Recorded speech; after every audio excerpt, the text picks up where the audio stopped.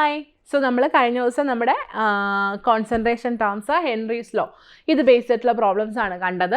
Solutions ചാപ്റ്ററിൻ്റെ okay അല്ലേ. So നമുക്ക് ഇന്ന് റൗൾസ് ലോ ബേസ് ചെയ്തിട്ടുള്ള ക്വസ്റ്റ്യൻസ് അതുപോലെ തന്നെ relative lowering of vapour pressure base ചെയ്ത് വരുന്ന കുറച്ച് ക്വസ്റ്റ്യൻസ് നോക്കാം.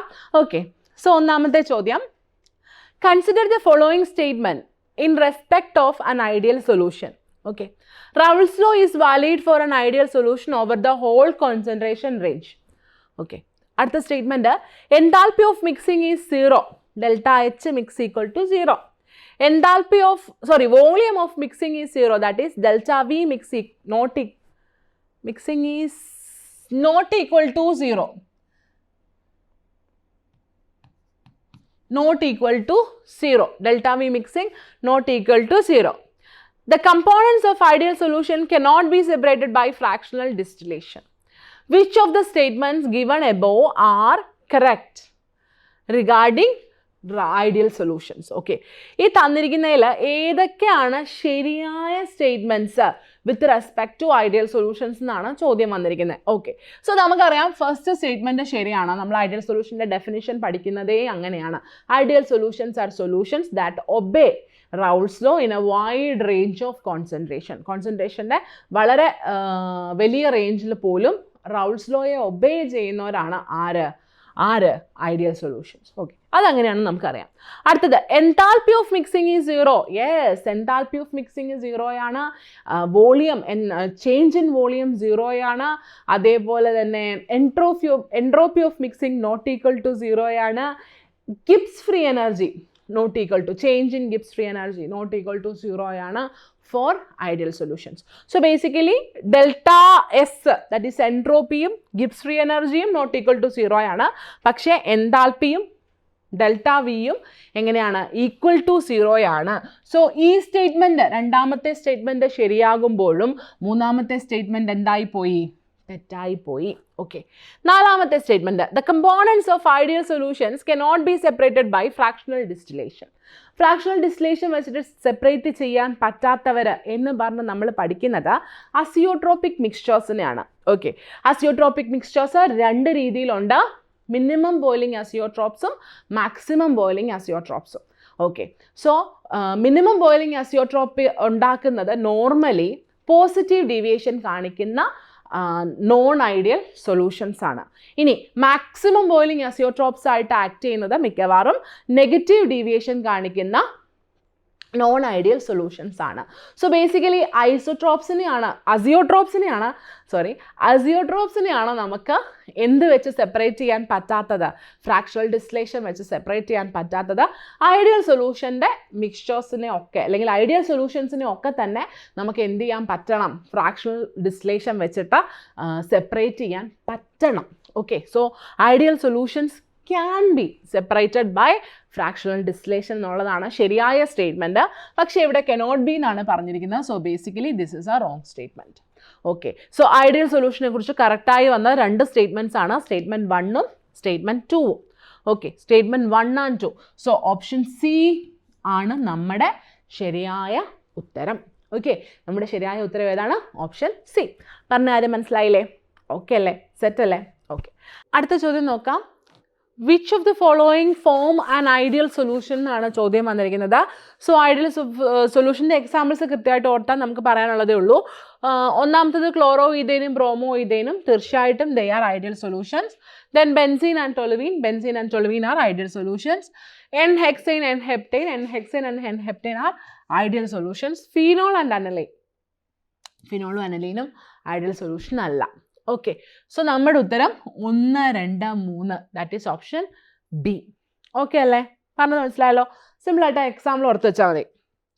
അടുത്ത question, which of the following statement about the composition of the vapour over an ideal 1:1 molar mixture of benzene and toluene is correct?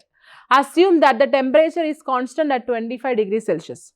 Given vapor pressure data at 25 degrees Celsius, ബെൻസീൻ്റെത് 12.8 kilopascal, ടൊലുവീൻ്റേത് 3.85 kilopascal.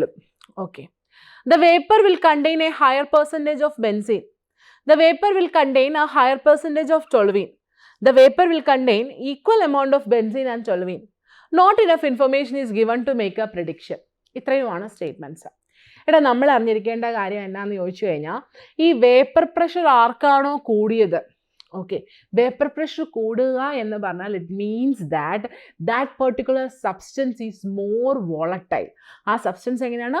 കൂടുതൽ volatile ആയിരിക്കും. So ഇവിടെ ഇപ്പോൾ ബെൻസീനെയും ടൊളുവീനെയും നോക്കിയാൽ vapour pressure benzene 12.8 ടൊളുവീന് 3.85 മാത്രമേ ഉള്ളൂ. Okay, so basically vapour pressure കൂടിയതാർക്കാ? ബെൻസീന. That means benzene is more volatile. So ഒരു ബെൻസീൻ ടൊളുവീൻ മിക്സ്ചർ നിങ്ങൾ എടുത്തു വെച്ചിരിക്കുന്ന സമയത്ത് ബെൻസീൻ കൂടുതൽ വോളറ്റൈൽ ആയതുകൊണ്ട് അതിൻ്റെ വേപ്പേഴ്സിൻ്റെ എമൗണ്ട് കൂടുതലായിരിക്കും. ഓക്കെ, സോ ബേസിക്കലി ആ ഒരു മിക്സ്ചറിൻ്റെ മുകളിൽ ബെൻസീൻ്റെ വേപ്പറുകളുടെ എമൗണ്ട് ടൊളുവീൻ്റെ വേപ്പറുകളുടെ എമൗണ്ടിനേക്കാൾ കൂടുതലായിരിക്കും. Because vapour pressure of benzene is more than that of toluene. So basically our answer is the vapour will contain a higher percentage of benzene. വേപ്പറിൽ ആരുടെ എമൗണ്ട് കൂടുതലായിരിക്കും? ബെൻസീൻ്റെ എമൗണ്ട് കൂടുതലായിരിക്കും. പറഞ്ഞ കാര്യം മനസ്സിലായോ? ഓക്കെ അല്ലേ? സെറ്റ് അല്ലേ? Okay, very good. അടുത്ത ക്വസ്റ്റ്യൻ നോക്കാം. The vapour pressure of 2 liquids P and Q are 80 and 60 torr respectively. The total vapor pressure of the solution obtained by mixing 3 moles of P and 2 moles of Q would be. So basically നമ്മളോട് വളരെ direct ആയിട്ടുള്ള ചോദ്യമാണ് ചോദിച്ചിരിക്കുന്നത്. നമ്മളോട് ചോദിച്ചിരിക്കുന്നത് P total ആണ്. And നമുക്കറിയാം P total is equal to P0A chi A plus P0B chi B ആണ്. ഓക്കെ, ഓക്കെ ആണോ? സോ എല്ലാ സാധനവും തന്നിട്ടുണ്ട്. P0A തന്നിട്ടുണ്ട്, chi A തന്നിട്ടുണ്ട്, chi Bയും ഡയറക്റ്റായിട്ട് തന്നിട്ടില്ല, പക്ഷെ നമ്പർ ഓഫ് മോൾസ് തന്നിട്ടുണ്ട്. ഓക്കെ, സോ P0A എത്രയാണ്? A ആയിട്ട് ഞാൻ P Aയും B ആയിട്ട് ഞാൻ Qനെയും ആണ് എടുക്കുന്നത്. സോ P0A എത്രയാണ്? 80 ആണ്. chi എത്രയാണ് വരിക? chi എത്രയാണ് വരിക? 3/5 അല്ലേ?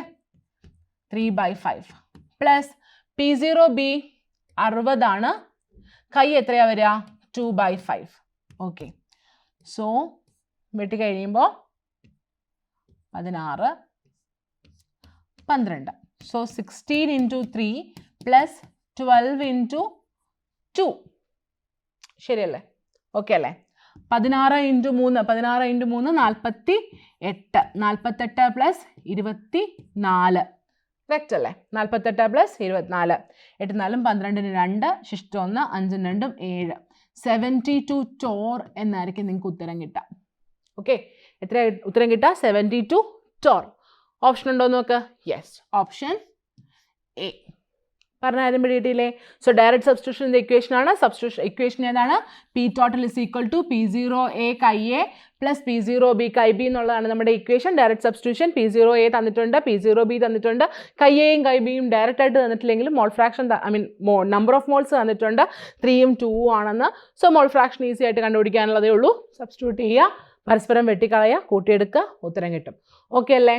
പറഞ്ഞ കാര്യം മനസ്സിലായില്ലേ? ഓക്കെ, അടുത്ത question. The vapor pressure of a solvent decreased by 10 mm of mercury when a non-volatile solute was added to the solvent. The mole fraction of the solute in the solution is 0.2. What would be the mole fraction of the solvent? Solvent. Question ശ്രദ്ധിക്കണം. Solvent. If the decrease in vapor pressure is to be 20 mm of mercury. പറഞ്ഞാലും മനസ്സിലായല്ലോ. So നമുക്കറിയാം ഇവിടെ നമ്മുടെ relative lowering of vapour പ്രഷറിൽ നിന്നാണ് question വന്നിരിക്കുന്നത്. So relative lowering of vapour pressure എന്താണ്? P0A minus PA by P0A is equal to chi B. അല്ലേ? Sorry, yes.